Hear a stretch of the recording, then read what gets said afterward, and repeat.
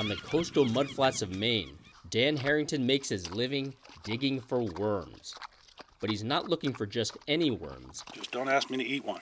He's looking for the bloodworms and sandworms favored by sport fishermen around the world. It's the prize. You know, this is hunter-gathering. When you go hunting, you're not hunting for just okay. You're hunting for the best you can find. Maine is best known for lobsters, but is also the largest supplier of marine worms in the U.S. But Harrington and his fellow wormers haven't been finding as many worms as they used to. Since 2004, Maine's catch of bloodworms has dropped by more than half, and sandworms, also known as pileworms, have dropped by 2/3.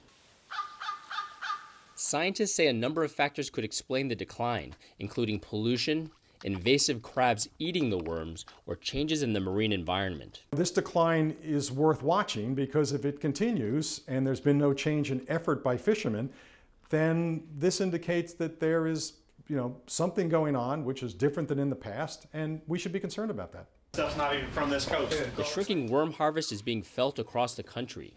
Glenn CHADARIS buys marine worms from Maine and sells them to bait shops across Northern California. But he can't get enough to satisfy his customers.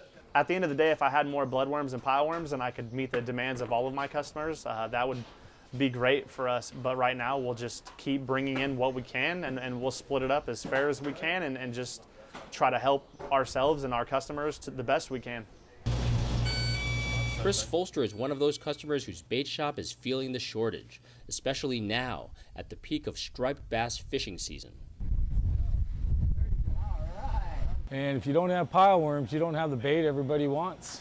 It's the #1 bait for stripers at the moment. Got to have them. If customers come in and we don't have them, they leave. As scientists try to unearth the reasons behind the decline, Maine harvesters worry that a tough job could get even tougher. Terry Che, Associated Press.